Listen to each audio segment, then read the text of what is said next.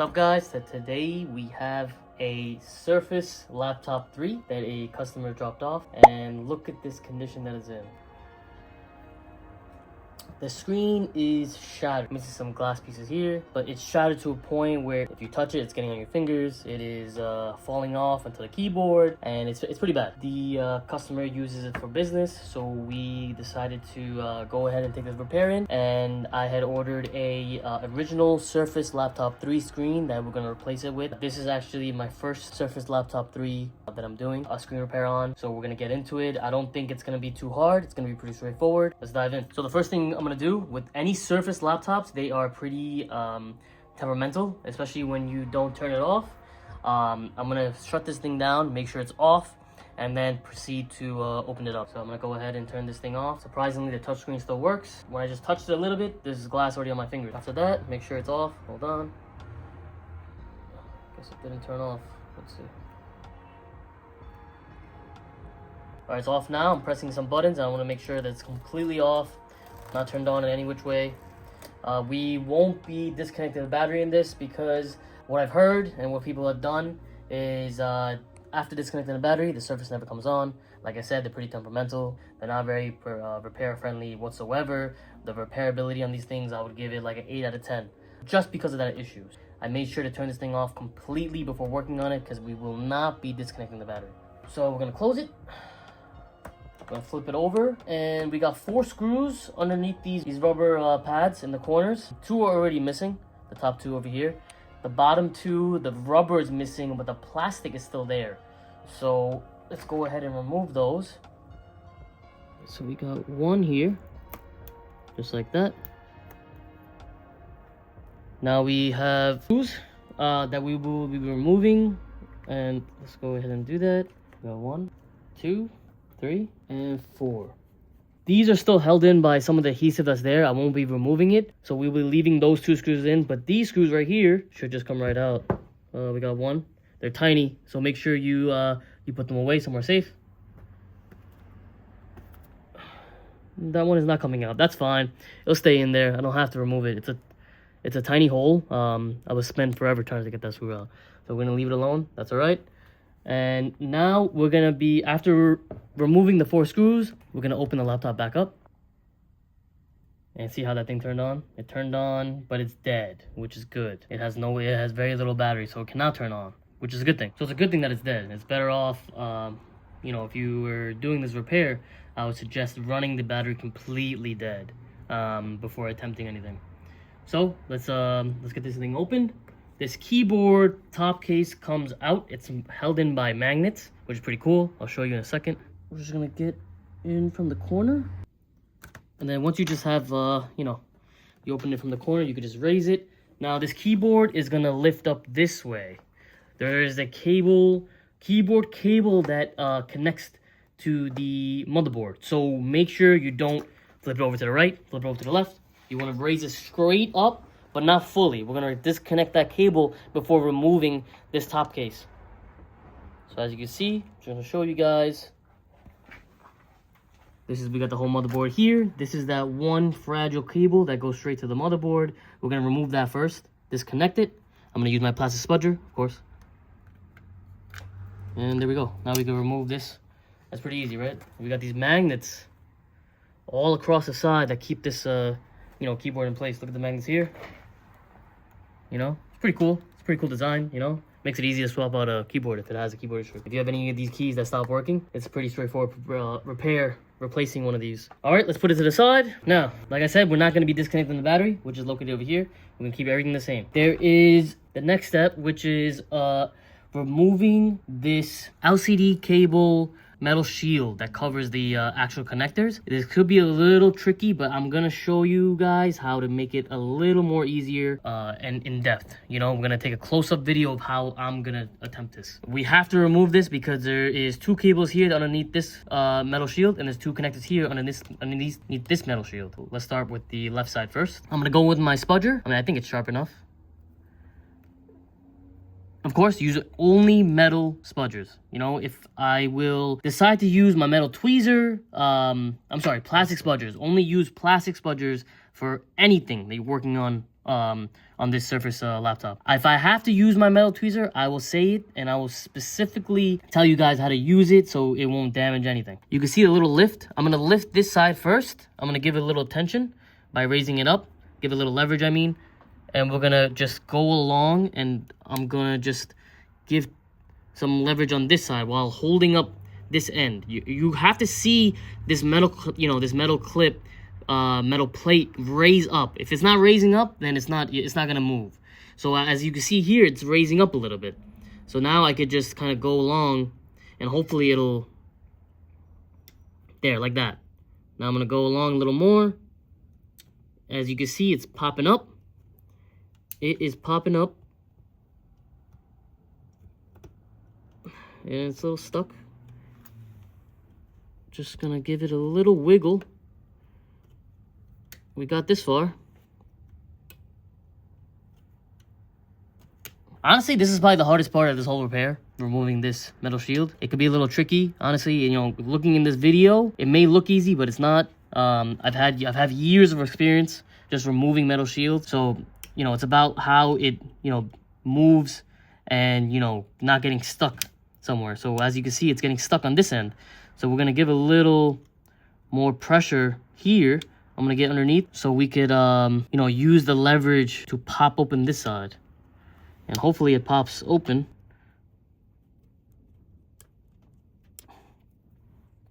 I'm gonna put it in the middle here. And then we're gonna just go along. I don't know if it's my spudger that it's just worn down, but I'm gonna try, guys. I'm gonna try. All right, this top piece came off. Maybe that's why. Let me see. Oh, there we go. Okay, so maybe that's why. Although this is my first repair, I didn't realize this had to come off. So if you look here, this piece was sitting on top like that. It was also holding in that metal plate.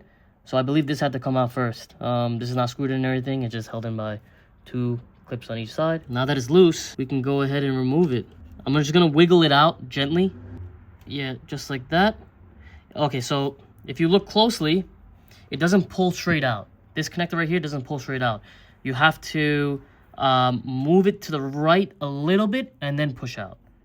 Pull out. There we go. Now that we got that out, we could just work on the second one.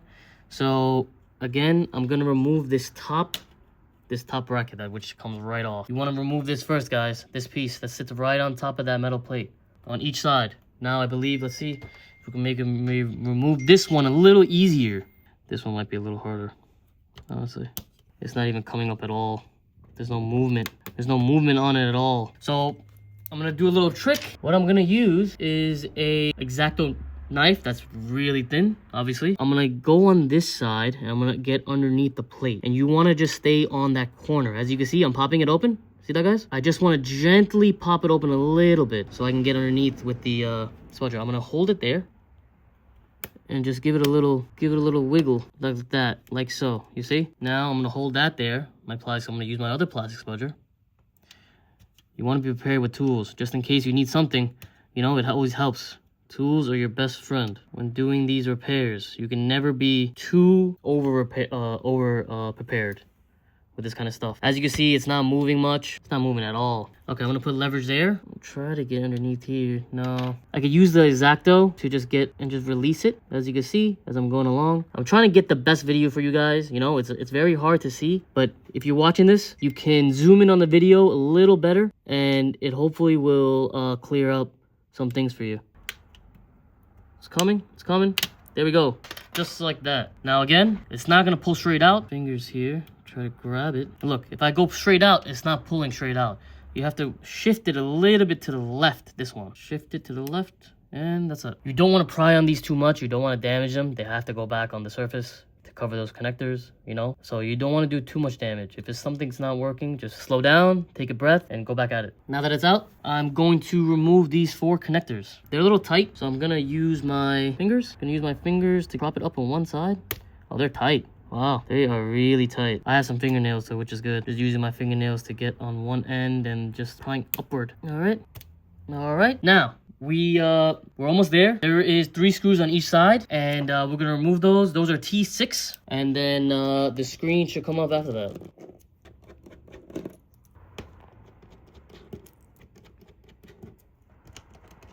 All right, the screen is basically free from the body, and so are the connectors. It should just pull up. Let me see. I want to pull to. Oh, there we go. Just like that. Just like that. We are ready to put the new one in. Before that, I'm gonna take a little bit of prep work. Let's put this on here. Blow out any dust.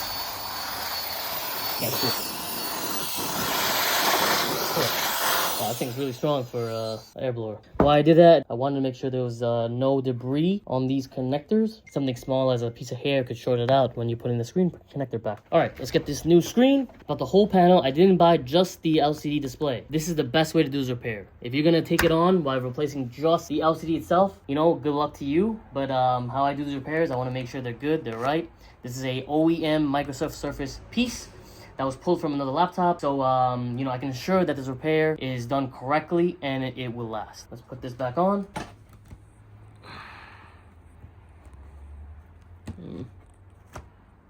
Oh, that went in easier than it came out. Wow, that went in a lot easier than it came out. Now, important part here, you don't want to just put the screws in and be done. You want to make sure that the screw holes are lined up on each side. So what I like doing, I'll take one screw and I'll look physically at the hole and line it up as best as possible. And I'll put one screw and I'll look at the other hole and line it up as well. I put one screw there and I'll put one screw on the other end just to make sure that it's lined up. Let me just tighten it up a little more. Perfect, lined up perfectly on each side. Now we can put the remaining screws. Of course, tighten them as much as possible. You don't want these backing out. We're almost there. We're gonna put these connectors back in, put the shield, and we'll be good. Let's slowly start putting these in. Put the first one in.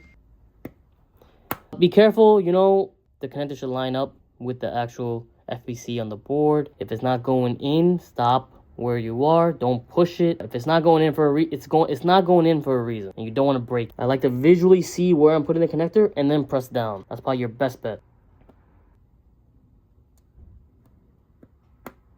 That was the last one. All right, now that I have the connectors in, I'm gonna make sure the screen works before I heat shield back on. All right, now that we put the connectors back in, we're gonna put the metal shields back into place. Just gonna tuck in like that. Don't forget to do that. That it looks like a important step before you put the connectors back into place. I mean the shields. All right, so